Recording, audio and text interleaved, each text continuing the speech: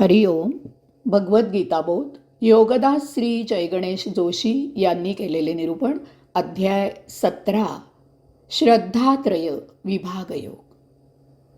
ओम श्री परमात्मने नमः. अथ सप्तदशोऽध्यायः. जय योगेश्वर. परमात्म्याला नमस्कार. अध्याय 17, श्लोक क्रमांक 8. आयुष सत्वबलारोग्य सुख प्रीती विवर्धनाः रस्या स्निग्धा स्थिरारुद्या आहारा सात्विक प्रियाः.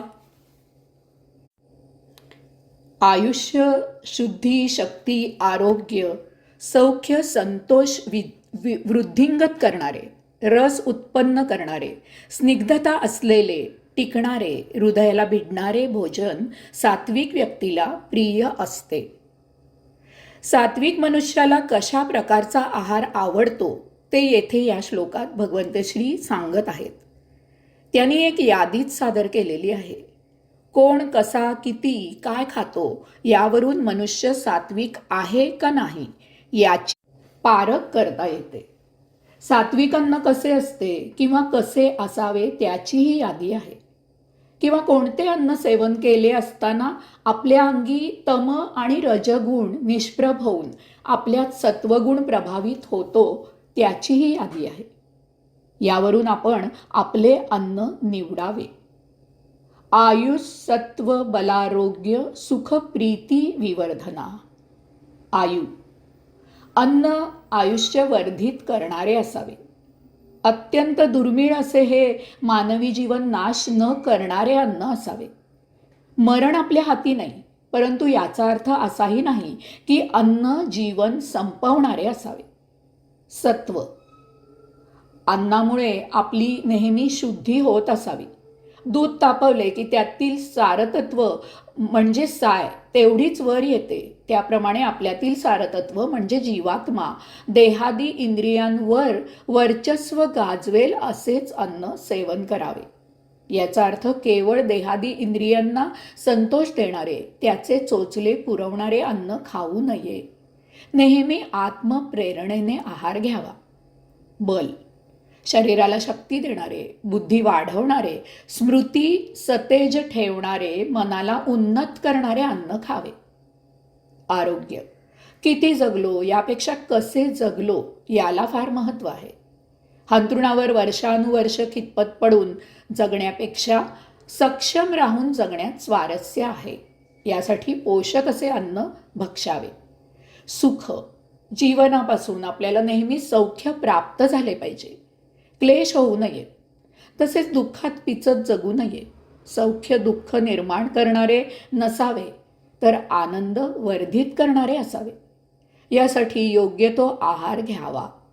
प्रीती, आपल्यात नेहमी प्रीती, प्रसन्नता, संतोष, जिव्हाळा असला पाहिजे. यासाठी पोषक असा आहार घ्यावा. रस्या स्निग्धा स्थिरारुद्या. रस्या, रस निर्माण करणारे अन्न खावे. याचे 2 अर्थ आहेत. एक म्हणजे अन्नामुळे आपल्या शरीराला अत्यंत उपयुक्त असे रस, रक्त, मज्जा, मांस, मेद, अस्थि आणि शुक्र असे 7 रस तयार होतात. हे असे 7 रस तयार होणारे अन्न खावे. दुसरा अर्थ म्हणजे अन्न खावे अशी रुची निर्माण करणारे अन्न खावे. जेवताना कधीही निरुत्साही नसावे. यासाठी आमच्या लहानपणी आम्हाला गोविंद गोविंद असे म्हणत जेवायला शिकवत असत. स्निग्धा, आपल्या शरीरात मऊपणा असणे आवश्यक आहे. यामुळे आतडी मऊ राहतात. त्यासाठी दुधाचे पदार्थ खावे. दूध, दही, लोणी, तूप वगैरे पदार्थ अन्नात सेवन करावे. स्थिरा, शरीरात टिकणारे अन्न खावे. एक म्हणजे खाल्लेले अन्न पचावे आणि दुसरे म्हणजे ते अंगी लागावे. हृदय, जेवण जेवताना त्याचे पूर्ण समाधान आणि शांती मिळायला पाहिजे. कसे तरी ओरबाडलेले नाईलाजाने पोट भरण्यासाठी खाऊ नये. जेवण कसे अंतःकरणात हृदयाला भिडले पाहिजे. अन्न ताजे, रुचकर, पक्के शिजवलेले, स्वच्छ असावे. मोठी मजा घेत घेत एक एक घास पोटात जावा. जेवण म्हणजे एक यज्ञकर्म आहे. ते उदरभरण नाही हे लक्षात ठेवून अन्न निवडावे आणि खावे. आहारा सात्विक प्रिय. अशा प्रकारचे अन्न सात्विक व्यक्तीला प्रिय असते. यावरून आपण एक गोष्ट शिकायची आहे की ज्या योगे शरीराला, मनाला आणि एकूणच जीवन जगताना आल्हाद निर्माण करणारे, प्रकृती निरोगी ठेवणारे, जीवनाचा आनंद उपभोगायला उपयुक्त असणारे, जे नैसर्गिकपणे उपलब्ध आहे असे अन्न सेवन करावे. त्यायोगे आपल्यातील सत्वगुण नेहमी वृद्धिंगत व्हायला पाहिजे. हरिओम.